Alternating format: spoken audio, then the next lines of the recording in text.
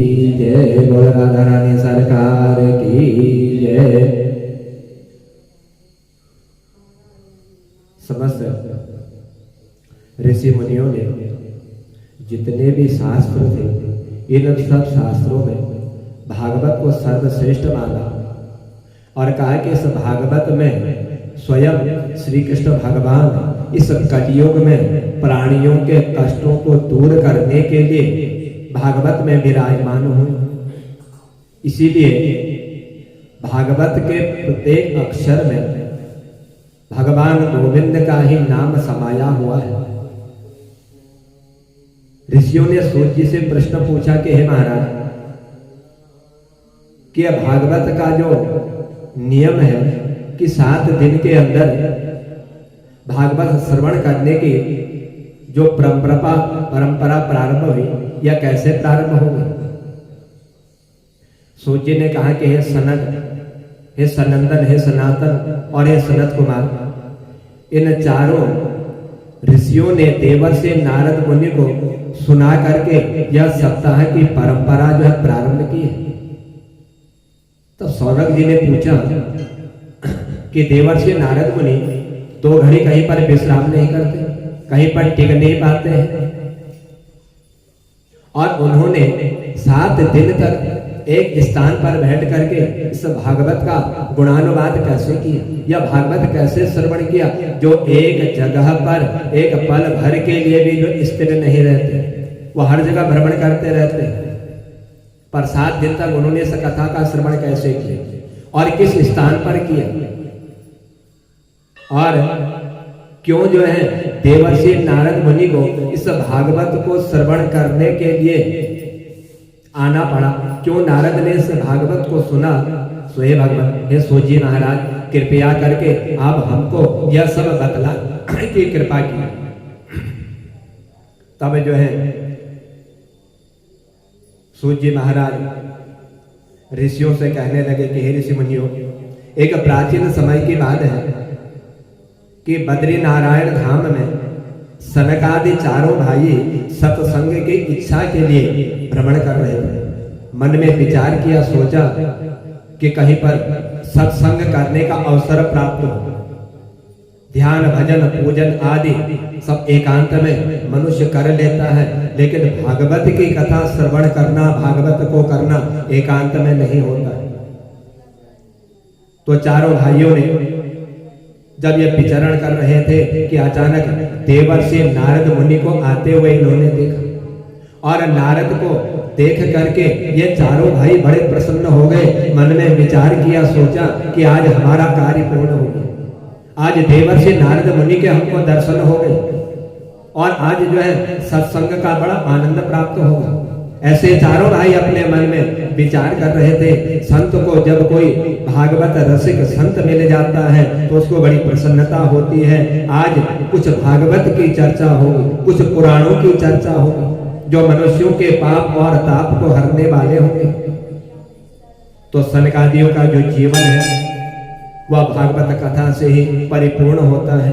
और जैसे ही देवर्षि नारद मुनि निकट आए, उनको बड़ा आश्चर्य हो गया, बड़े विस्मित हो गए देवर्षि नारद मुनि, क्योंकि देवर्षि नारद मुनि का मुख जो है बहुत ही चिंतित हो रहा था।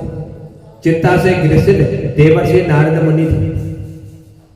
तो सनकादि बड़े आश्चर्यचकित हो गए कि समाज की चिंताओं को दूर करने वाले परम संत देवर्षि नारद मुनि स्वयं आज जो है चिंता से युक्त है।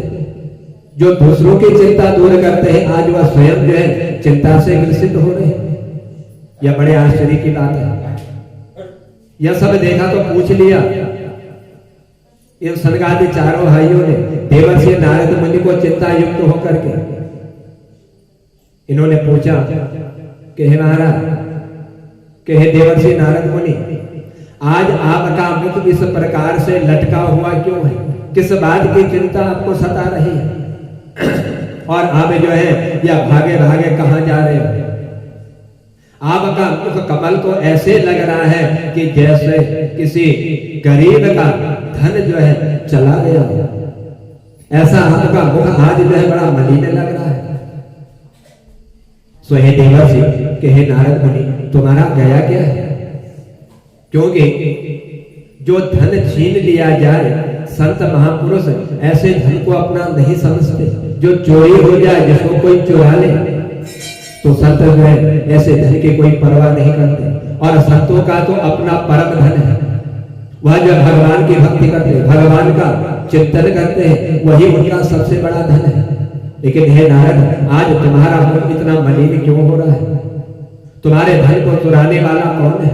क्यों तुम्हारा इतना मुख आज मलिन हो रहा है? प्रभु का नाम ही संतों का एक सबसे बड़ा धन है। यदि उन्होंने संतों ने भगवान के नाम का स्मरण कर लिया, उनका भजन कीर्तन कर लिया, तो वही उनके लिए सबसे बड़ा धन है, जिसे संसार में कोई चुरा नहीं सकता, जिसकी कोई किसी प्रकार की चिंता करने की किसी को आवश्यकता नहीं होती। सो हे नारद, तुम तो ऐसे, तुम्हारा मुख इतना मलिन हो रहा है कि दुनिया में अपने लिए तुमने आज तक कोई महल नहीं बनाया, तुमने अपने लिए कोई स्थान रहने के लिए नहीं बनाया, क्योंकि तुमको वरदान है कि तुम दो घड़ी कहीं पर भी स्थित नहीं रह सकते।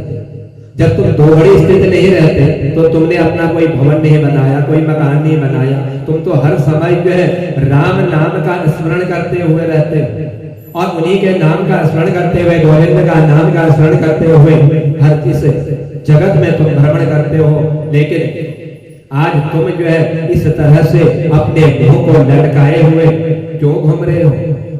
क्या कारण है तुम्हारे इसका? यह सब तुम हमको बतलाओ। क्योंकि संसारियों को इस संसार में जो जन्म लेता है उसको अनेक प्रकार की समस्याएं आते रहते हैं, और संतों की शरण में ही शांति पाने के लिए वह जाते हैं। इस संसार में जब मनुष्य को शांति प्राप्त नहीं होती तो वह आप जैसे भगवत रसिकों के पास पहुंचते हैं, और वहीं पर वह जो है आनंद प्राप्त करते हैं। और संत यदि इस प्रकार चिंता से मुंह लटकाए दिखाई दे तो इस संसार के मनुष्यों का क्या होगा? उनका जीवन कैसे व्यतीत होगा? आप जैसे विरक्त संतों को इस प्रकार चिंता करना उचित नहीं है। आप इस प्रकार क्यों चिंता कर रहे हो? सो हे देवर्षि, हे नारद मुनि, आप हमको अपने दुख का कारण बतलाइए। आपको कौन सा दुख है जिस दुख के कारण आप जो है आज अपने इस मुंह को इस तरह से लटकाए हुए, हमने आपके दर्शन किए हुए। तब देवर्षि नारद मुनि ने इन चारों भाइयों को प्रणाम करते हुए अपनी समस्या इन चारों भाइयों के सामने रखे, कहा कि मैं अपनी समस्या आपको श्रवण कराता हूं। तो चारों भाइयों को जब देवर्षि नारद मुनि अपनी समस्या श्रवण करा रहे थे, देवर्षि नारद मुनि ने कहा कि मैं जो है इस संसार में सत्संग की इच्छा के लिए भ्रमण कर रहा था, क्योंकि भागवत रसिकों के बीच बैठ करके कुछ भगवत चर्चा करूंगा और सुनूंगा। तो इस संसार में सर्वत्र मैंने भ्रमण किया, सारे तीर्थों में मैं पहुंच गया, मैंने कोई तीर्थ तक नहीं छोड़ा, पर कहीं मुझे सत्संग का आनंद नहीं मिला। कहीं पर भी मैंने ऐसा स्थान नहीं देखा कि जहां पर मुझे सत्संग का आनंद प्राप्त हो जाए। जब समस्त भूमंडल में मेरे चित्त को शांति नहीं मिली, मेरे हृदय को शांति नहीं मिली, तो मैंने सोचा चलो कहीं संतों के पास चले जाए, क्यों संत ही जो है मनुष्य के दुख को दूर करने वाले होते हैं। और मुझे जो है संतों के यहाँ पर जाकर के ही अब मुझे शांति प्राप्त होगी। लेकिन जब मैं संतों के पास पहुंचा, भगवत के रस पान करने के लिए स्वयं सनक नंदन चारों भाइयों, वहां पर भी मैंने जो पाखंड देखा, क्योंकि ये जितने भी संत थे ये सब पाखंडी हुए जा रहे थे, ये सब पापी हो रहे थे। इन सब की जो है परिभाषा भी बदल चुकी थी, क्योंकि पहले संत महात्मा जितना विरक्त होता था उतना ही वह संत जो है महान माना जाता था, किंतु आज जिस संत का जितना वैभव संपन्न होता है वह उतना ही श्रेष्ठ माना जाता है। यह सब देख करके मेरा चित्त में और भी अशांति हो। मैं आया था शांति के लिए, लेकिन मेरे हृदय में, मेरे चित्त में इन सब को देख करके शांति की जगह जो है अशांति प्राप्त हो गई। मेरे चित्त में खलबली बनी गई। तब मैंने विचार किया कि चलो छोड़ो, इन लोगों से हमें क्या करना, क्योंकि गृहस्थी को ही देख लेते हैं, हो सके कहीं कोई ऐसा गृहस्थी मिल जाए और वहां पर जो है भगवत चर्चा हो जाए, भगवान की लीलाओं का गुणगान हो जाए। लेकिन जब मैंने संतों के पास से होकर के गृहस्थियों के समीप पहुंचा तो वहां भी मैंने बड़ी विडंबना देखी। मैंने देखा कि जितने भी गृहस्थी हैं ये सब गृहस्थी अपने घर में रह करके माता पिता की सेवा तक नहीं करते। इन्होंने कभी उनकी सेवा नहीं करी। जब तक इनको धन प्राप्त होता रहा तब तक ये उनकी सेवा करते रहे, और जब धन समाप्त हो गया तो अपने माता पिता की सेवा करना भी इन्होंने बंद कर दिया। और जब इनको सारा अधिकार प्राप्त हो गया तो तब इन्होंने सब कुछ अपने पिता की सेवा करके सब कुछ छोड़ दी। यह विडंबना मैंने इन गृहस्थों में भी देखी। यहां भी मेरा कोई मन नहीं लगा और मैं यहां पर भी जो बड़ा मलिन हो गया। बड़ा दुख मुझे प्राप्त हुआ कि संतों के पास गया, वहां भी जो है उनकी भाषा जो है विरक्त हो चुकी थी। गृहस्थियों के पास पहुंचा तो वो भी कोई सेवा धर्म का भाव उनके अंदर नहीं था। यह सब देख करके मुझे और भी जो है चिंता होने लगी। मेरा मन जो अशांत हो गया। इस मृत्यु लोक में यह सब देख देख करके मेरा चित्त जब एकदम अशांत हो गया, मैंने सोचा कि अब कहां जाऊं, कहां पर मुझे भगवत चर्चा होगी, कौन संत मुझे ऐसा मिलेगा जो भगवान की चर्चा करेगा। तब मुझे तुरंत ही श्री धाम वृंदावन का स्मरण हुआ। मैंने सोचा कि वृंदावन में जाऊं जहां पर राधा कृष्ण जो है रास लीला किया करते हैं, उस वृंदावन में जाकर के साथ मुझे शांति प्राप्त होगी, क्योंकि मेरे प्रभु की उस दिव्य प्राकट्य भूमि के यमुना पुलित मेरे इस चित्त को अवश्य ही जो है विश्राम मिलेगा। ऐसा विचार करके मैं सीधे जो है यमुना तट पर वृंदावन में जा पहुंचा। तो हे भाई, जब मैं वृंदावन में पहुंचा तो वहां पहुंचकर भी मैंने एक बड़ा आश्चर्य देखा। सोचा था कि वृंदावन में शांति मिलेगी, लेकिन एक आश्चर्य के बाद उस वृंदावन में भी हो गया। मैंने देखा इस वृंदावन में एक युवती जो है बड़ी खिन्न रहती हुई, बड़ी मलिनता के साथ रहती हुई, और उसकी आंखों से जो है आंसू बह रहे हैं। यह जब सब मैंने देखा तो मुझे बड़ी चिंता होने लगी। उस युवती के समीप जो वृद्ध बालक जो है अचेत अवस्था में पड़े हुए थे और अनेकों प्रकार की देवियां जो है उनको घेर करके बैठी हुई थी। कोई पानी पिला रहा है, कोई पंखा दे रहा है, कोई उसको समझा रहा है। मैंने सोचा, विचार किया कि इस वृंदावन में जहां पर भगवान कृष्ण स्वयं जो दुख हरने वाले, इस वृंदावन में यह बेचारी रो क्यों रही है, यह विलाप क्यों कर रही है, और यह है कौन?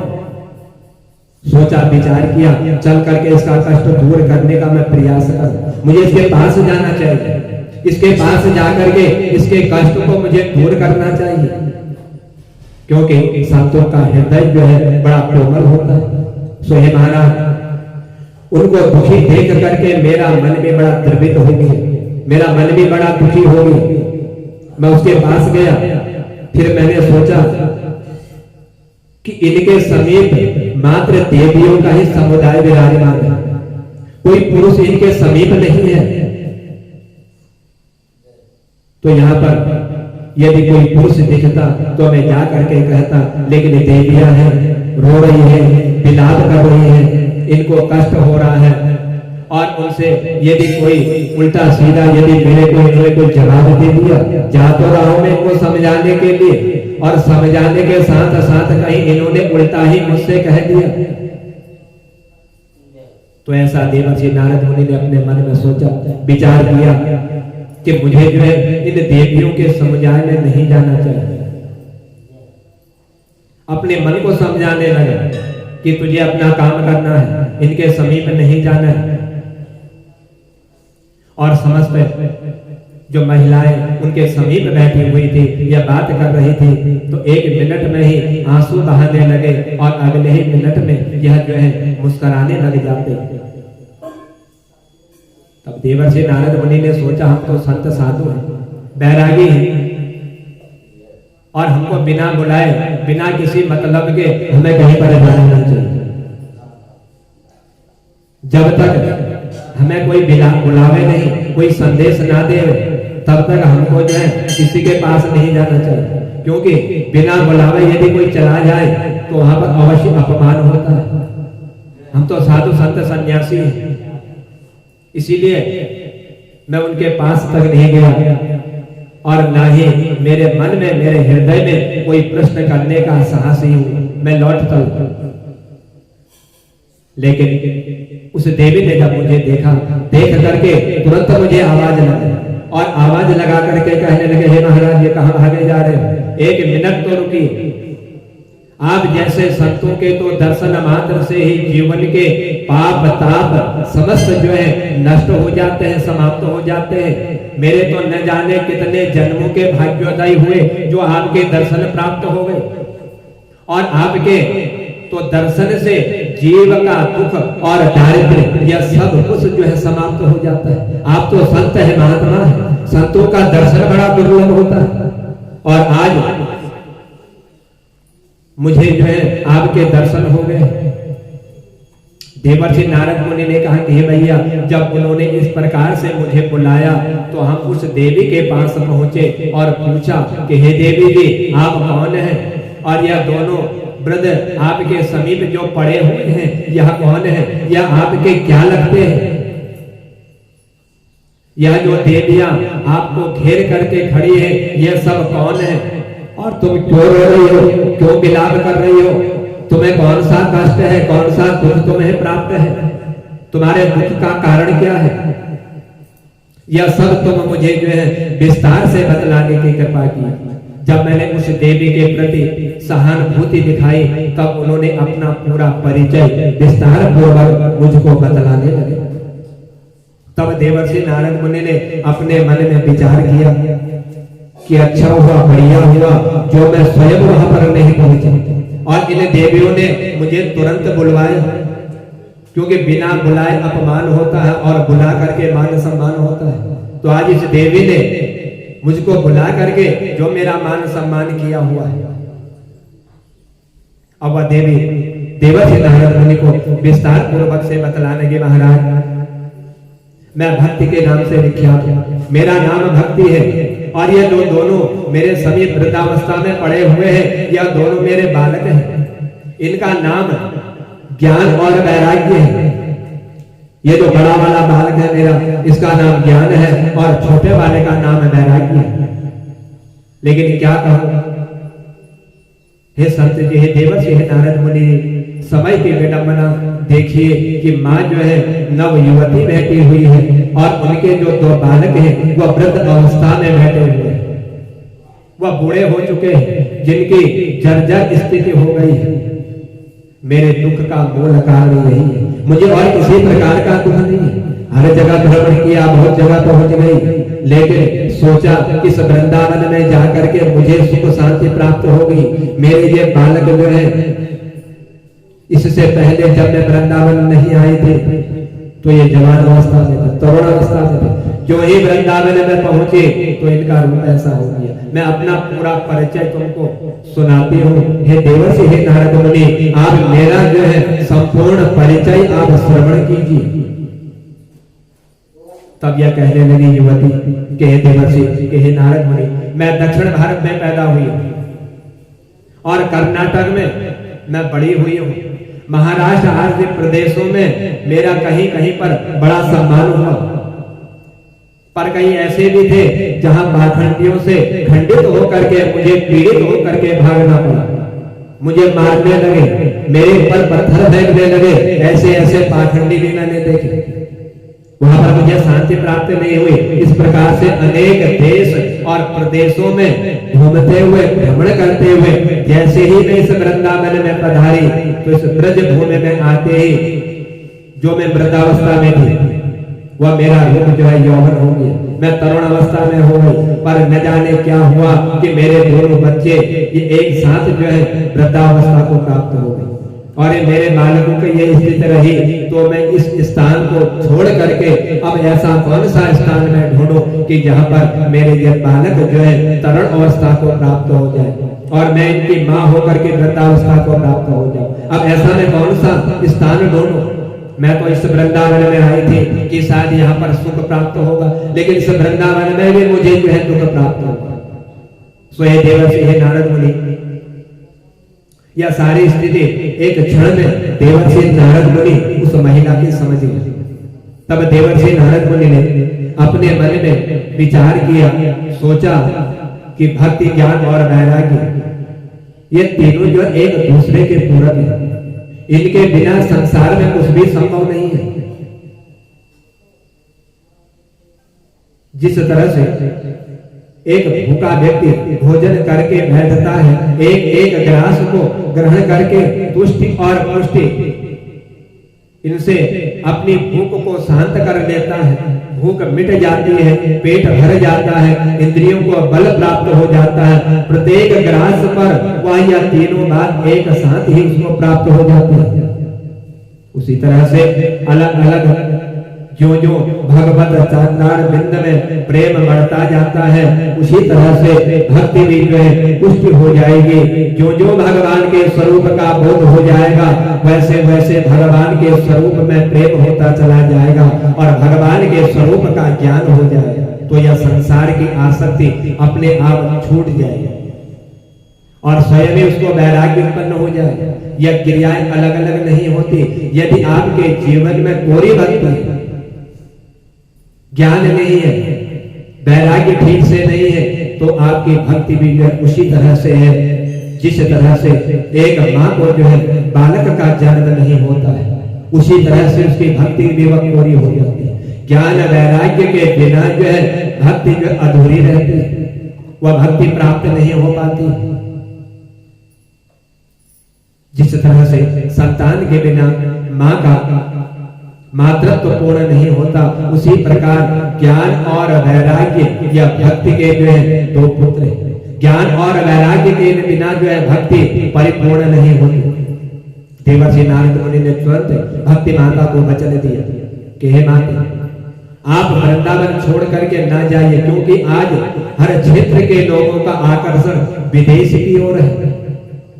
कोई इस भारत भूमि पर नहीं रहना चाहता है। संतों को जब तक 2-4 देशों का परिभ्रमण ना हो जाए, तब तक इनको शांति नहीं मिलती। इसीलिए आप जो है इस स्थान को छोड़ करके कहीं मत जाइए और यहीं पर आपको जो है सुख शांति होगी।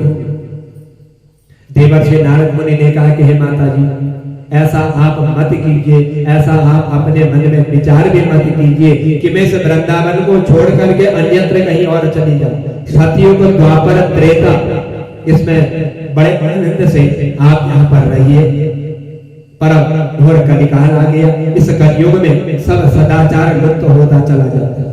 कोई भक्ति नहीं करता, कोई भगवान का भजन कीर्तन नहीं करता, सब जो है इनसे दूर होते चले जा रहे हैं। बुद्धिमान वही है जो धैर्य पूर्वक अपने नियमों का पालन करता है, क्योंकि अभी तक तो फिर भी बहुत कुछ मंगलमय दिखाई पड़ रहा है। कलयुग का प्रभाव है, लेकिन कलयुग के प्रभाव होने पर भी अभी तक जो है मंगलमय है। समय जो बढ़ता जाएगा, थोड़े से शुभ कर्म दिख जाते हैं और वह भी अब दिखाई नहीं पड़ते। पर इस घोर कलयुग में भी आप इस श्री धाम वृंदावन की भूमि में इस प्रकार से नव युवती होकर के नाच रही हो, तो मैं कहता हूँ कि धन्य है यह ब्रज भूमि, जहाँ पर कलिकाल के अभी आपका इतना सम्मान किया हुआ है। इस कलयुग ने इस ब्रज भूमि में आपको इतना मान सम्मान दिया है। आपने हर जगह भ्रमण किया, कहीं मान सम्मान नहीं मिला, लेकिन इस ब्रज भूमि की महिमा देखिए। आप तरुण अवस्था में आपके बालक जो वृद्धावस्था को प्राप्त हो गई, इतना मान सम्मान इस ब्रज भूमि ने इस कलयुग में आपको दिया हुआ है। यह ब्रज भूमि बड़ी धन्य है, जहाँ पर इस कलिकाल में भी भक्ति का इस प्रकार आदर किया जाता है। जहाँ आप नाच रही हैं, भक्ति मैया ने पूछा कि हे देवर्षि, हे नारद मुनि, इतनी बात तो आपने बतला दी, लेकिन एक बात मुझे आप और बतला दीजिए कलयुग यदि इतना दुष्ट है, इस कलयुग का प्रभाव यदि इतना ज्यादा है, तो परीक्षित ने इसको दंड क्यों नहीं दिया? जब यह कलयुग परीक्षित के पास पहुंचा, उसी समय यदि परीक्षित इसको दंड दे देते तो शायद इसका इतना प्रभाव नहीं होता। और परीक्षित ने कदापि इसको किसी प्रकार का कोई दंड नहीं दिया, तो भी भगवान इसकी उदंडता को सहन करते रहे। क्यों नहीं उस समय इसको दंड दे दिए? आज इस तरह का ये अपने कर्म को तो नहीं करता, भगवान को दंड देना चाहिए। देवर्षि नारद मुनि ने कहा कि हे माता, यदि आप पूछ रही हैं तो ध्यान से सुनिए, यह भी मैं आपको बतलाता हूं। क्यों नहीं उस समय इसको दंड दिया गया? जिस दिन गोविंद अपनी लीला संपन्न करके परम धाम गए, उसी दिन कलयुग ने अपना पैर इस मृत्यु लोक पर जमाना प्रारंभ कर दिया। उसी दिन से इस कलयुग ने इस पृथ्वी पर फैलना प्रारंभ किया। और महाराज परीक्षित इसे मारने के लिए उद्यत हुए, तो यह दीनहीन होकर के या कलयुग उनकी शरण में चला गया और शरण में जाकर के विनती करने लगा, प्रार्थना करने लगा, कहने लगा कि महाराज आप मुझे किसी प्रकार का कोई दंड मत दीजिए, क्योंकि मैं जो उतना बुरा नहीं हूं जितना लोग मुझे समझते हैं। मैं मनुष्यों की बुद्धि को भ्रमित जरूर करता हूं, लेकिन मनुष्य भी जो अपने धर्म अर्थ को स्वयं छोड़ने वाले होते हैं। इसलिए मैं आपकी शरण में आया हुआ हूं। महाराज परीक्षित तो परम वैष्णव, इस कलयुग में असंख्य दोष होने के साथ साथ एक बहुत बढ़िया गुण जो है महाराज परीक्षित को दिखाई दी। उस गुण को देखते ही परीक्षित ने इसको दंड नहीं दिया, इसीलिए महाराज परीक्षित ने इसको छोड़ दिया। और जब महाराज परीक्षित ने इसको छोड़ा, अन्य युगों में जो घोर तपस्या करने से फल प्राप्त होता था, हजारों सालों वर्षों तक मनुष्य तपस्या करता था, जप करता था, तप करता था, उसे जो फल प्राप्त होता था वह बहुत बड़े बड़े यज्ञ करने से जो फल प्राप्त होता था, वही फल कलिकाल में केवल नाम संकीर्तन मात्र से ही मनुष्य को प्राप्त हो जाता है। जो आधी घड़ी में यदि भगवान के नाम का स्मरण कर लेता है, तो उसमें इसे कलयुग का जो है फल उस जप नाम कीर्तन से मनुष्य को प्राप्त हो जाता है। यही इसका विशिष्ट गुण है। सो महाराज परीक्षित को बड़ा आनंद आ गया। महाराज परीक्षित ने इसने अपने राज्य में स्थान दे दिया, पर जैसे ही मुसर भूमि बढ़िया से बढ़िया बीज डाल करके भी बेकार सिद्ध हो जाती है, उसी प्रकार इस कलयुग से कलुषित वातावरण में इतने दुर्गुण थे कि भगवत नाम संकीर्तन का जो एकमात्र गुण था, वह गुण भी जो है इस कलियुग के पैर पसारने से वह भी जो है लुप्त हो गया, वह भी समाप्त हो गया। कलयुग में भगवान की कथाएं तो बहुत होती, पर भागवत के अर्थ पर किसी का ध्यान नहीं जाता। यह कैसे प्राप्त हो, उसी पर दोनों की दृष्टि है, श्रोता और भक्त। श्रोता भी इसी उद्देश्य से कथा श्रवण करते, कथा को बोलते, किसी को जो इसका फल प्राप्त नहीं हो, क्योंकि भागवत जो है कल्प वृक्ष के समान फल को देने वाला है और यह मोक्ष प्रदान करने का एक साधन है। जो मांग लो सो कल्प वृक्ष से प्राप्त होता है, वैसे ही इस भागवत से भी जो मांग लिया जाए वही जो इसे प्राप्त हो जाता है।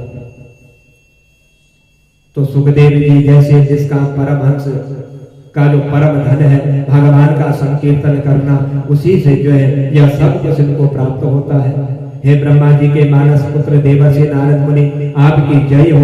आपके एक वचन पर निष्ठा करके इस कथा साधुनुवाद प्रहलाद भक्ति के परम चर्चा भगवान की भक्ति करने वाले बन गए। आपके अनुग्रह को प्राप्त करके ध्रुव जी महाराज तो 5 वर्ष की अवस्था में ही साक्षात भगवान को प्रकट करने के सामर्थ्य को उन्हें प्राप्त कर दिया। और आज ध्रुव लोक में वह ध्रुव तारे की तरह जो चमक रहे। सो हे नारद, मेरे बालकों पर भी कृपा दृष्टि डाल दीजिए। यह जो मेरे बालक वृद्धावस्था को प्राप्त हो चुके, एक ऐसी दृष्टि आप डाल दीजिए, क्योंकि आप जो है मनुष्यों के ताप कष्ट इन सबको हरने वाले। आप भगवत रसिक हैं, भगवान की लीलाओं का गुणगान करते हैं, आप हर किसी को धर्म का उपदेश देते हैं। नारद जी बोले कि हे माता, आप इतनी दुखी क्यों हो रही हैं? जिन प्रभु ने कौरवों की सभा के बीच में जा करके जब द्रौपदी का चीर हरण हो रहा था और वहां पर जो है भगवान ने उनकी रक्षा करी, भगवान वहां पर विराजमान हो गए, तो आप इतनी चिंता क्यों करते हैं? आप चिंता मत कीजिए, भगवान का स्मरण कीजिए, तो आपका भी दुख वही भगवान जो है इस वृंदावन धाम में दूर कर देंगे। आप जिस स्थान पर विराजमान हो ऐसा स्थान जो है कहीं पर आपको प्राप्त नहीं होगा। वह कहीं चले नहीं गए, बल्कि आज भी जो है अपने भक्तों के हृदय में भगवान स्वयं जो है विराजमान है, वो अन्यत्र कहीं गए हुए नहीं है। इसीलिए आपको किसी भी प्रकार की चिंता करने की आवश्यकता नहीं है। बस आप सिर्फ गोविंद के नाम का स्मरण कीजिए, उनका ध्यान कीजिए, उनका चिंतन कीजिए, तो आपके भी दुख जो है दूर हो जाएगा। गोविंद की स्मृति सारी विपत्तियों को अपने आप ही मुक्ति दिला देती है। श्री हे माता, गोविंद के चरण कमलों का आप ध्यान कर दीजिए और उनके ध्यान से, उनके चिंतन से आपका सारा दुख दूर हो जाएगा। आप स्वयं जो है वृद्धावस्था को और आपके यह बालक जो है तरुण अवस्था को प्राप्त हो जाएंगे। लेकिन भगवान की भक्ति कीजिए। देवर्षि नारद मुनि ने समझाया, आप तो गोविंद के चरण कमलों का ध्यान करो, दुख अपने आप भाग जाएगा। फिर आप जो इनके प्राण वल्लभा हो, इनकी प्रियतमा हो, आप जहां और जब बुलाओ प्रभु वहीं पर दौड़े दौड़े चले आए। चाहे वह कैसा भी घर हो, कितना भी पतित क्यों ना हो, लेकिन भगवान के लिए सब एक समान होता है। भगवान के यहाँ पर कोई ऊंच नीच का कोई भेदभाव नहीं है। वह सर्वत्र व्यापक है, वह हर घर में प्रवेश करने वाले हैं। जहां जहां भक्ति महारानी वहां वहां भगवान विराजमान होते हैं। चाहे वह किसी का भी घर हो, चाहे वह गरीब का घर हो या अमीर का घर हो, लेकिन भक्ति है तो भगवान स्वयं विराजमान हो जाते हैं। इसीलिए आप जो है भगवान के नाम का स्मरण कीजिए, स्वयं आपको वह दर्शन दे करके आपके सारे दुख को दूर करेगा। तो भक्ति की बड़ी महिमा देवर्षि नारद मुनि ने इनको बतलाई। अब देवर्षि नारद मुनि ज्ञान और वैराग्य को स्वस्थ करने का प्रयास कर दिया। जो इनके दो पुत्र थे, जो बड़ा पुत्र ज्ञान था और जो छोटा पुत्र था वो वैराग्य था, जो वृद्धावस्था में पहुंच चुके थे। अब इनको समझा रहे हैं। ज्ञान और वैराग्य के पास आकर के देवर्षि नारद मुनि ने बड़े बड़े दिव्य वेद मंत्रों के माध्यम से वेद का पाठ करना प्रारंभ किया।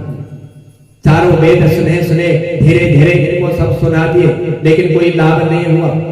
उपनिषदों का पाठ करवा दिया, फिर भी लाभ नहीं हुआ। सबका सार भागवत गीता इनको सुनवा दी, वह भी एक बार नहीं हजारों बार उसका पाठ करके सुना दिया। लेकिन गीता के पाठ श्रवण करने से थोड़ी सी चेतना इनमें आ गई। जब चेतना आती उसके बाद फिर यह भूमि पर गिर गए, क्योंकि शरीर में सामर्थ्य नहीं थी खड़े होने की। वृद्धावस्था को प्राप्त हो चुके थे ज्ञान और वैराग्य। यह देख करके देवर्षि नारद मुनि को चिंता होने लगी। ज्ञान खड़े हो जाओ और वैराग्य सावधान हो जाओ। बहुत प्रयत्न किया, कोई लाभ नहीं दिखा। तो देवर्षि नारद मुनि को चिंता हुई, सोचने लगे, विचार करने लगे कि अब मैं क्या करूं। सब कुछ मैंने इनको सुना दिया, भागवत का सार गीता का तो सुना दिया, फिर भी लाभ नहीं हो रहा। अब मैं क्या करूं? मैं कौन सी ऐसी औषधि को लेकर के आऊं जिस औषधि को इनको देते ही यह सब जो है स्वस्थ हो जाए, इन दोनों का स्वास्थ्य ठीक हो जाए। कौन सी दवाई ला करके मैं इनको दूं? मैंने पुराण वेद सब इनको श्रवण करा दिया।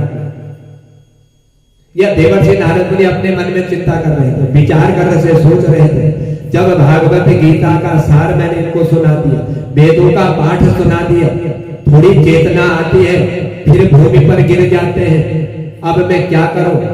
कौन सी ऐसी औषधि में इनको दूं? यह सोच करके देवर्षि नारद मुनि बड़ी चिंता में पड़े हुए थे। इतने में आकाशवाणी हो गई। आकाशवाणी ने देवर्षि नारद मुनि को दिशा निर्देश दिया, कहा कि हे नारद मुनि, उद्यम करो, कर्म करो। कर्म करोगे तो सफलता अवश्य प्राप्त होगी। देवर्षि नारद मुनि ने पूछा, क्या करो? कौन सा कर्म करो? आकाशवाणी ने कहा कि हे नारद, सत्कर्म करो, अच्छे कर्म करो, सत्कर्म के द्वारा ही स्वस्थ होंगे। जो ही आकाशवाणी ने देवर्षि नारद मुनि को सत्कर्म का उपदेश दिया, या सत्कर्म कैसा होगा कोई संत मुझे समझाएगा, देवर्षि नारद मुनि सोचने लगे। लेकिन आकाशवाणी जो हुई, उस आकाशवाणी ने भी कोई स्पष्ट बात नहीं कही, उस सत्कर्म करने का मार्ग नहीं बतलाया। तब देवर्षि नारद मुनि सोचने लगे, इस आकाशवाणी ने जो सत्कर्म बताया, उस सत्कर्म के द्वारा यदि संत का नाम बतला देते, मैं उस संत के पास चला जाता, या कोई ऐसी दवा ही बता देते, मैं उस दवा को ला करके ढूंढ करके इनको दे देता। लेकिन इन्होंने सत्कर्म करो यह बतला दिया। स्वयं संत है देवर्षि नारद मुनि, अब सोच रहे हैं कि किस संत के पास जाए, किस संत के पास जाकर के मुझे इस सत्कर्म के बारे में मालूम होगा, क्योंकि आकाशवाणी ने तो मुझे भ्रमित कर दिया, क्योंकि मैंने उपनिषद, गीता, वेद पाठ सब इनको श्रवण करा दिया, और जो मैंने इनको श्रवण कराया ये क्या कोई सत्कर्म नहीं था, ये कोई अच्छे कर्म नहीं थे। लेकिन आकाशवाणी ने सत्कर्म किया, यह सत्कर्म नहीं है तो सत्कर्म का स्वरूप कैसा होगा, कौन संत होगा जो मुझे सत्कर्म समझाएगा। देवर्षि नारद मुनि ने विचार किया, चलो आकाशवाणी के अनुसार ही अब हम जो है सत्कर्म को ढूंढने के लिए निकलते हैं। देवर्षि नारद मुनि ढूंढते हैं, लेकिन कोई भी उनको मिलता नहीं। देवर्षि नारद मुनि जब निकले, मार्ग में जा रहे थे सत्कर्म को ढूंढने के लिए, तो महात्मा मिल गए। उनको प्रणाम करके कहते हैं कि हे महाराज जी बतलाइए, सत्कर्म किसको कहते हैं। देवर्षि नारद मुनि जो स्वयं ही एक संत है, और आज जो है चलते फिरते लोगों से पूछ रहे हैं कि सत्कर्म क्या है। लेकिन देवर्षि नारद मुनि को देख करके कि ये स्वयं संत है, कहीं हमको ये भ्रमित ना कर दे, इसलिए कोई बतला नहीं रहा, किसने कुछ बतलाया नहीं। हाथ जोड़ दिया, प्रणाम कर दिया देवर्षि नारद मुनि ने। कुछ आगे निकले देवर्षि नारद मुनि, एक छोटे महात्मा दिखाई दिए। देवर्षि नारद मुनि ने हाथ जोड़ा, कहा देवर्षि नारद मुनि ने, उनसे भी पूछा, तो वह संत जो है कहने लगे, हे नारद, ब्रह्मा जी के पुत्र हो, और ब्रह्मा जी के पुत्र होकर के संसार की सारी गति को आप जानते हो, और इतना दुनिया भर में आप भ्रमण करते हो, और महात्मा हमसे आकर के पूछ रहे हो कि सत्कर्म किसे कहते हैं। आप स्वयं संत हो, ब्रह्मा जी के मानस पुत्र हो, भ्रमण करने वाले आप स्वयं आज हमसे पूछ रहे हैं, हम आपको क्या बतलाएंगे महाराज। और जो बहुत प्रतिष्ठित महात्मा संत यदि इनको मिल जाता, वह भी अपनी इज्जत बचाने के लिए इनको इशारा कर देते, कहते क्योंकि संत है। यदि संत ने किसी संत से पूछ लिया, यदि उन्होंने इन संत को यदि कोई उत्तर नहीं दिया, तो मन में विचार करते कि स्वयं देवर्षि नारद मुनि संत होकर के हमसे सत्कर्म पूछ रहे, तो कह देते कि आजकल हमने जो है मौन व्रत रखा हुआ है, इशारा कर देते। लेकिन कोई भी संत जो इनको नहीं बतलाता, कहते थे कि जब हमारा मौन व्रत खुल जाएगा और तब हम आपको बतला देंगे। कुछ संत मौन व्रत लेकर के बैठ जाते, कुछ दाएं बाएं हो जाते। देवर्षि नारद मुनि को कोई भी उत्तर देने वाला महात्मा नहीं मिल पाया। जब कोई महात्मा नहीं मिला तो देवर्षि नारद मुनि की चिंता और बढ़ गई, और परेशानी देवर्षि नारद मुनि को होने लगी। अब क्या किया जाए। सामान्य कोई व्यक्ति यदि दवा को पूछे तो कोई भी उसको जो है पता बतला देता है कि फलाने डॉक्टर के पास जाकर के वहां से दवा देते हो। लेकिन यह तो सत्कर्म था, जो स्वयं संत है। आज कोई संत इस संत को नहीं बतला रहा। देवर्षि नारद मुनि बड़े आश्चर्यचकित हो गए, विचार करने लगे क्या करूं, क्योंकि देवर्षि नारद मुनि संतों से भी बड़े संत हैं, महान संत हैं। इन संतों को कोई जवाब देने का साहस नहीं करता था, कोई इनको बतलाता नहीं था। जब कहीं से कोई भी जवाब नहीं मिला तो नारद मुनि सीधे बद्रीनाथ की ओर इन्होंने प्रस्थान कर दिया, और बद्रीनाथ में जाकर के भगवान नर नारायण का जहां पर नित्य निवास करते हैं, ऐसे उस बद्रीनाथ में जाकर के वहां पर समाधान अवश्य होगा, मेरी चिंता वहां पर अवश्य दूर होगी। यही सोच करके देवर्षि नारद मुनि ने बद्रीनाथ में जब विचरण कर रहे थे कि सनकादि चारों भाइयों से देवर्षि नारद मुनि की भेंट हो गई। जिन चारों भाइयों से जो सोच रहे थे कि देवर्षि नारद मुनि पहुंच गए, इनको देख करके बड़े आनंदित हो गए कि आज संत का दर्शन हो गया, भगवत चर्चा होगी। और मुंह लटकाए इन भाइयों ने देखा आज वही भाई लोग जो है उस बद्रीनाथ में इनसे पुनः फिर भेंट हो गई। नारद मुनि अपनी पूरी व्यथा कथा सुनाते हुए कहने लगे, महाराज बहुत भ्रमण कर लिया, बहुत जगह पूछ लिया, अब आप ही बतलाइए कि आपने मेरी चिंता का कारण पूछा, मैंने आपकी समस्या पूरे आपने सामने रखी, लेकिन अब आप मुझे बतलाइए कि सत्कर्म क्या है, यह कौन सा वस्तु है जो आकाशवाणी ने मुझे बतलाया था। स्वयं महाराज आप भी कोई साधारण महात्मा नहीं, आपकी सबसे बड़ी विशेषता यह है कि आप जो है संदेह वैकुंठ में पहुंच जाते हैं, सर्वत्र आप पहुंच जाते हैं। वहां पर भगवान के नित्य पार्षदों ने जब आपको रोकने का दुस्साहस किया तो आपने टेढ़ी भ्रुकुटी करके 3 जन्म के लिए उनको धरती पर आपने गिरा दी। आप तो ऐसे संत हैं, ऐसे आप महात्मा हैं, और आप जो है इस तरह से क्यों भ्रमित हो रहे हैं। देवर्षि नारद मुनि की भ्रुकुटी टेढ़ी करते हैं या सब जो है भूमि पर गिर पड़े, आपकी कृपा से पुनः अपने स्थान पर पहुंचे, या आपकी प्रतिभा और तपस्या है। प्रत्यक्ष आपके जीवन में इस तपस्या का प्रभाव यह है कि 24 घंटे आप जो है हरि का कीर्तन करते रहते हो, हरि का स्मरण करते रहते हो, मंत्र का जब आपके श्रीमुख में चलता रहता है, आपके कभी आपको बुढ़ापा नहीं आता, आपके पूर्वज वृद्धावस्था को प्राप्त हो चुके हैं, लेकिन आज तक आप जो है 5 साल तक के ही दिखाई दे रहे हैं, और आपकी आयु जो है इससे अधिक नहीं होती। आप कभी भी जो वृद्धावस्था को प्राप्त नहीं होते,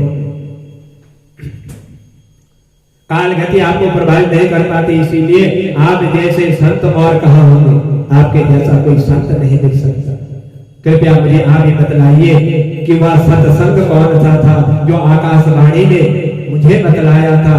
चारों भैया मुस्कुराए बोले, हे नारद जी, आप इतनी छोटी सी बात को लेकर के तुम इतने परेशान हो रहे हो, बिल्कुल चिंता त्याग दो, समाधान हमारे पास है, हम आपको उसका समाधान अवश्य बताएंगे। आप क्यों इस प्रकार की चिंता करते हैं? अपनी चिंता को छोड़ दीजिए। जिस आकाशवाणी ने आपको जो है सत्कर्म का उपदेश दिया है, जिसको ढूंढते ढूंढते आप यहाँ पहुंच गए, बड़े से बड़े संतों से आपने पूछ लिया, अब आप अपनी चिंता छोड़ दीजिए। अब आप मन में यह विचार कीजिए कि अब मैं जो है उस स्थान पर पहुंच चुका हूँ जहां पर मुझे जो है उस आकाशवाणी के द्वारा बतलाए हुए सत्कर्म का उपदेश जो उन्होंने दिया था, आज मुझे वह मार्ग मिल गया। सनकादियों ने कहा कि जो सत्कर्म आकाशवाणी ने कहा था वह कोई और नहीं है बल्कि सुखदेव जैसे परमहंसों के श्री मुंह से गाया हुआ मधुर गीत श्रीमद् भागवत, यही जो है वह औषधि है जो आकाशवाणी ने तुमको बतलाया था। यही सत्कर्म है।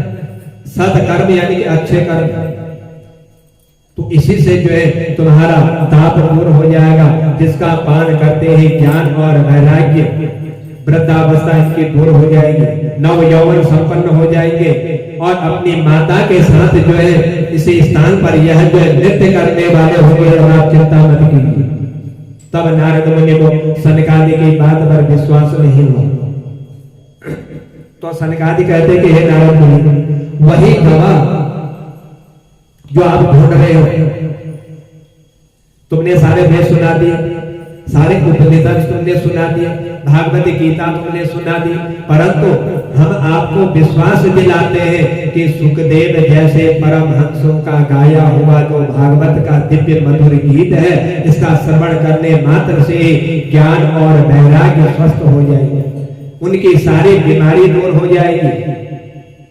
देवर्षि नारद मुनि ने कहा कि हे महाराज, भागवत तो मैंने भी पढ़ा है और मेरे पिता ब्रह्मा ने भी मुझे भागवत का अध्ययन कराया है, इसलिए मैं जानता हूँ कि भागवत में जो भी व्याख्यान है वह सब वैदिक सूत्रों की ही व्याख्यान है। वेद रूपी वृक्ष का ही फल श्रीमद् भागवत है।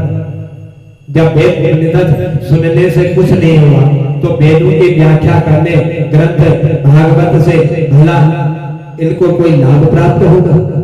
मैंने भागवत का सार गीता इनको सुना दी, उस गीता से भी लाभ नहीं हुआ, थोड़ा बहुत लाभ प्राप्त हुआ, उठे और फिर भूमि पर गिर गए।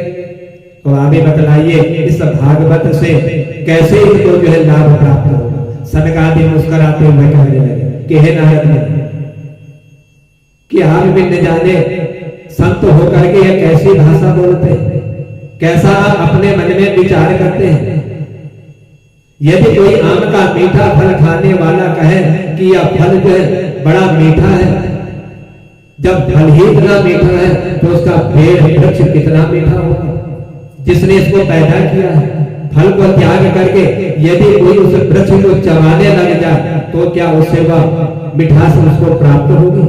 स्वाद लेने के लिए फल का सेवन करना पड़ता है, वृक्ष से कोई स्वाद प्राप्त नहीं होता। इसलिए हे नारद मुनि, उपनिषद वेद तुमने सब मेरे को सुना दिया, कोई लाभ नहीं हुआ, लेकिन आप सब कुछ छोड़ दीजिए। इस प्रकार अनेक प्रकार के इन चारों भाइयों ने देवर्षि नारद मुनि को दृष्टांत दिए, नारद मुनि को समझाया, तो नारद मुनि की थोड़ी सी शंका जो है इन चारों भाइयों में दूर हुई। जब नारद मुनि की शंका दूर हो गई तब जो है देवर्षि नारद मुनि हाथ जोड़ करके कहने लगे कि हे भाइयों, अब मैं समझ गया हूँ कि पढ़ लिख करके कोई कितना भी बड़ा विद्वान बन जाए, पर आप जैसे महापुरुषों का सत्संग जब तक नहीं करेगा तब तक शास्त्रों का रहस्य समझ में नहीं आएगा। इसलिए कहते हैं जब तक गुरु नहीं होता तब तक ज्ञान प्राप्त नहीं होता। बिना गुरु के संसार में कुछ भी नहीं है। आप जैसे महान संतों का दर्शन यदि मिल जाए तो उसी से सारी चिंताएं दूर हो जाती हैं। इसी जन्म के भाग्य से नहीं अपितु जन्म जन्मांतर के पुण्य उदय होते हैं जब जीव को सत्संग का लाभ प्राप्त होता है। आप जैसे संतों का दर्शन और आप जैसे संतों का यदि संग मिल जाए उससे विवेक जागता है, उससे ज्ञान प्राप्त होता है। जब विवेक का सूर्य उदय होता है तो अज्ञान का सारा अंधकार नष्ट हो जाता है। इसी बात को गोस्वामी जी ने रामायण में भी लिखा हुआ है। गोस्वामी तुलसीदास जी कहते हैं कि बिना सत्संग के कुछ भी प्राप्त नहीं होता।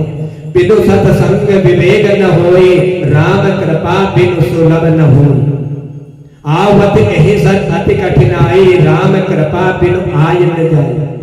बिना राम के कृपा से भवसागर पार नहीं किया जाता, बिना राम की कृपा से सत्संग नहीं किया जाता। सत्संग की सरिता के सरोवर में होने का सौभाग्य उन्हीं सत्पुरुषों को प्राप्त होता है जिन्होंने गोविंद अपनी कृपामयी चुंबक से अपनी ओर आकर्षित कर लेते हैं। जो भगवान का स्मरण करते हैं वह चाहे उसे छूटना भी चाहे तो भी नहीं छूट सकते, जिनकी भगवान में भक्ति लग जाती है, जो भगवान से प्रेम करने लग जाते हैं। पर एक क्षण भर का भी समय कथा श्रवण करने को नहीं मिल पाता, चाह कर भी लोग नहीं पहुंच पाते जिन्हें श्री हरि अपनी कृपा की चुंबक से खींच करके बुला लेते हैं। वही भगवान की कृपा से उन्हीं की कथा का रसास्वादन करने के लिए वह व्यक्ति में पहुंच पाता है। देवर्षि नारद मुनि कहते हे महाराज, मेरा परम सौभाग्य है कि आप जैसे संतों का मुझे दर्शन प्राप्त हुआ। अब मैं जो आपके ही श्रीमुख से भागवत संगीता का श्रवण करूंगा, जिसके द्वारा ये दोनों जो वृद्धावस्था को प्राप्त हो चुके हैं ये नव यौवन हो जाए और इनके माता जो युवती बनी बैठी है यह वृद्धावस्था को प्राप्त हो जाए। सनकादि बोले के हे नारद, हमें तो एक ही जगह प्यारी लगती है, सत्संग के लिए। यदि आप चाहो तो हम आपको बतला दें। उसी स्थान पर जाकर के सत्संग कर ले, जो आकाशवाणी ने आपको बतलाया हुआ है, और उसी सत्संग के माध्यम से आपका दुख भी दूर हो जाएगा। और ये दोनों भाइयों के ये भी जो है तरुण अवस्था को प्राप्त हो जाएंगे। देवर्षि नारद मुनि ने कहा कि हे भाइयों, तो बतलाइए, उस स्थान का नाम बतला दीजिए जहां पर आप जो है सत्संग करने के लिए सोच रहे हैं। तब जो चारों भाइयों ने देवर्षि नारद मुनि से कहा कि हे नारद मुनि, एकमात्र मां गंगा का पावन पुलकित स्थान है हरिद्वार नगरी, और वहां पर जो है उसी स्थान पर आनंद पूर्वक जो है सत्संग करेंगे, और वहीं पर जो है इस सत्संग का आनंद प्राप्त होगा। और यह एक जो है बहुत ही सुंदर एक यह पुरी है, और वहां पर जाकर के सत्संग के द्वारा ही इनके सारे दुख दूर हो जाएंगे। हरिद्वार का नाम श्रवण करते ही देवर्षि नारद मुनि जो है बड़े आनंदित हो, सारी तैयारी होने लग गई कथा श्रवण करने के लिए, सत्संग करने के लिए।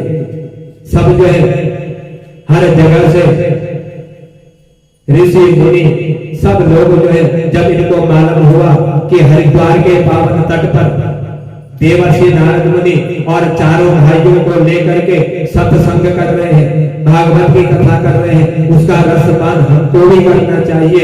यह सुनते ही सब लोगों की भीड़ जो है उस हरिद्वार नगरी की ओर प्रस्थान करने लगी। अनेक प्रकार के बड़े से बड़े संत पहुंच गए श्रवण करने के लिए। जो समाधि में बैठे हुए थे उन्होंने अपनी समाधि छोड़ दी। मालूम पड़ा कि आज हरिद्वार के पावन भूमि पर जो है चारों भाइयों के द्वारा देवर्षि नारद मुनि के सानिध्य में सत्संग होने जा रहा है। सब पहुंच गए हरिद्वार, क्योंकि सत्संग की ऐसी वस्तु है जो जीव को मुक्त कर देती है, जो जीव को परम धाम पहुंचा देती है। जो ध्यान में लगे हुए थे वह पहुंच गए, जो संसार के कार्यों में लगे हुए थे वह भी उस स्थान पर पहुंच गए। वह गंगा का तट जो है इन सब से परिपूर्ण हो गया। देवर्षि नारद मुनि ने उस हरिद्वार के तट पर रेत के द्वारा एक जो है मंडप बनाया, व्यास पीठ का निर्माण किया, और उस गंगा के नव कोमल बालू के कण में महात्माओं के आसन जम गए। उस हरिद्वार नगरी में गंगा मैया के पावन पुलकित स्थान पर प्रेम पूर्वक भगवान के मंगलमयी कथा सनकादियों ने प्रारंभ कर दी। ऋषि मुनियों को पता चला, सब पहुंच गए। जो विद्वान ऋषि वह भी पहुंच गए देवर्षि नारद मुनि के द्वारा उस परम पवित्र हरिद्वार की नगरी में। जो ग्रस्त संत थे वह भी जो अपने स्त्री और पुत्रों के साथ पहुंच गए। जो विरक्त थे, जिन्होंने संसार से जो है जो विरक्त हो चुके थे, जिनका कोई रहने का स्थान तक नहीं था, वह भी अपने शिष्यों के साथ लेकर के उस स्थान पर पहुंच गए। समस्त ऋषि मुनि दौड़े दौड़े पहुंचे। देखते देखते वह हरिद्वार का पावन गंगा का तट जो है ऋषि मुनियों से परिपूर्ण हो गया, और उस स्थान पर जो है सभी लोग जय जयकार के नारे लगाने लगे, शंख की आवाज होने लगी, क्योंकि देवर्षि नारद मुनि चारों भाइयों को लेकर के उस आकाशवाणी के द्वारा बतलाए हुए उस सत्संग को श्रवण करना चाह रहे थे, उस सत्संग को करना चाह रहे थे, जिसके द्वारा इनके दोनों बालक जो है तरुण अवस्था को प्राप्त हो जाए, इनके दुख दूर हो जाए, और माता इनके जो युवती बन के बैठी हुई है या वृद्धावस्था को प्राप्त हो जाए, इनके सारे दुख दूर हो जाए। गंगा का तट जो है जय घोष से गूंज उठा। उस पावन संतों के समाज के मध्य सनकादियों ने कथा का शुभारंभ किया। भगवान की कथा सदैव श्रवण करने योग्य, इसके श्रवण करने मात्र से चित्त में जो है हरि का स्थान जो है विराजमान हो जाता है, और सब लोग जो है उनके मुखार बिंद से उस कथा का श्रवण करने के लिए वहां पर पहुंचे, और सब लोग उस स्थान पर जहां पर देवर्षि नारद मुनि ने कथा का आयोजन किया था, जब वह स्थान परिपूर्ण हो गया और परिपूर्ण होकर के जब वहां पर ये सब पहुंच गए, कथा का रसास्वादन करने लगे, कथा श्रवण करने लगे। समस्त ऋषि मुनियों ने कथा जब इनके मुखार बिंद से श्रवण करी, बहुत से लोग वहां पर जो है भगवान के गायत्री मंत्र और पुरुष सूक्त का पाठ करने लगे, अच्छे कर्म करने लगे। उस स्थान भागवत के एक एक श्लोक का पाठ करने मात्र से ही यह सबको जो है पुण्य का फल प्राप्त होने लगा। सूर्य कहते कि हे ऋषिमुनियों, मानव तन पा करके जिसने परम लाभ प्राप्त नहीं किया, जिसने संतों का सत्संग नहीं किया, वह चांडाल के समान है। उसको मनुष्य योनि में जन्म लेते हुए भी पशु के समान मानेंगे। श्वास लेता है, श्वास छोड़ता है, भगवान भक्ति नहीं करता, सत्संगों का समागम नहीं करता, तो वह जो है मरे हुए व्यक्ति के समान है। इस प्रकार न जाने कैसे कैसे शब्द जो है इनके मुखारबिंद से निकल रहे थे। देवर्षि नारद मुनि ने पूछा कि हे महाराज, ये आप क्या बोल रहे हो? आप किसको गाली दे रहे हो? सनकादि बोले, या हम गाली नहीं दे रहे हैं, हम किसी को जो है कोई अशब्द नहीं बोल रहे। ऐसा आकाश खड़ा होकर देवराज इंद्र कहता है कि इन अभागों को देखो, भगवान के चरित्र मृत्यु की पवित्र धारा यहाँ पर बह रही है और उसमें आचमन्य और आवागमन या नहीं करते। हम लोग अमृता का कलश लेकर के गए, सुखदेव जी ने हमको भगा दिया, और इधर जो है यह सनकादि ऋषि मुनि सूत जी के मुखारबिंद से हरिद्वार के पावन तट पर कथा श्रवण कर रहे हैं, और इनको इन्होंने भगाया नहीं और हमको वहां से भगा दिया। इन्हें तो कथा सुना रहे हैं, पर यह लोग इसका लाभ नहीं ले रहे। इसीलिए इन जीवों के दुर्भाग्य पर देवता इनको गाली देते हैं। सनकादि चारों भाई भागवत की महिमा मुक्त कंठ से गा रहे थे कि उसी क्षण एक दिव्य अलौकिक नाम संकीर्तन की ध्वनि सुनाई दे रही है। जिस स्थान पर यह चारों भाई भागवत की कथा उस हरिद्वार पावन नगरी पर इन ऋषियों को संतों को श्रवण करा रहे थे, जो एक आवाज इनको सुनाई दी, सब देखने लगे। देखा इन सब ऋषियों ने, जितने संत वहां पर विराजमान थे, कि भक्ति महारानी अपने पुत्र ज्ञान और वैराग्य के साथ सबके बीच में प्रकट हो गई। जो पुत्र उनके वृद्धावस्था को प्राप्त, नाचने लगी भक्ति मैया सबके हृदय में बैठ करके, झूमने लग गई, संकीर्तन होने लगा, भजन कीर्तन होने लगा। समस्त श्रोता समुदाय जो है इनके साथ जो है संकीर्तन में मिलने लगे, भगवान की भक्ति करने लगे, भगवान का कीर्तन करने लगे।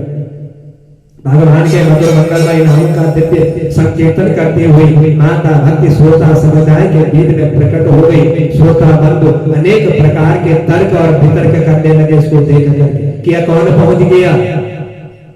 हम तो इनके मुखारबिंद से भागवत की कथा श्रवण कर रहे थे, और उसके बीच में यह व्यवधान उत्पन्न करने के लिए कौन पहुंच गया। सब आपस में एक दूसरे के प्रति जो है इसके निमित्त तर्क वितर्क कर रहे, कहां से आ गई, कैसे आ गई, क्यों पहुंच गई, ये कौन है, कहां से आ गई, इसके बीच में ये दो बालक कौन है।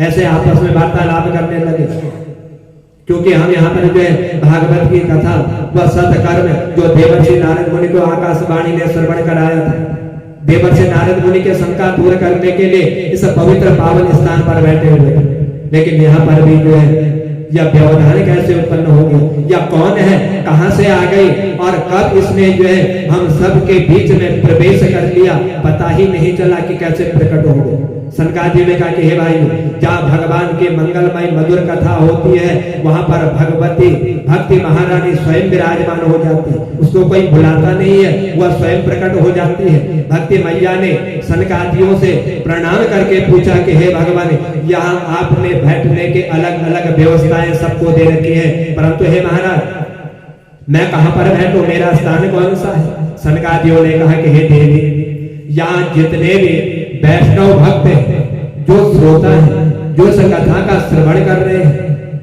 इनका जो समुदाय बैठा हुआ है, उन सब के हृदय में जाकर के आप विराजमान हो जाएंगे, क्योंकि त्रिभुवन में वही धन्य है जिसके हृदय में भक्ति माता का निवास होता है। इसलिए आप उनके हृदय में विराजमान हो जाइए। जिनके भवन में भक्ति महारानी विराजमान हो जाए, फिर उसे भगवान के पीछे नहीं भागना पड़ता, परंतु भगवान स्वयं जो है उसके पीछे भागने लग जाते हैं। इसीलिए आप जो है उनके हृदय में विराजमान हो जाएंगे, तो भगवान स्वयं उनके हृदय में विराजमान हो जाए, उनको मोक्ष प्राप्त हो जाए, क्योंकि भागवत का रसपान करने से ही मनुष्य जो है अपने ताप पाप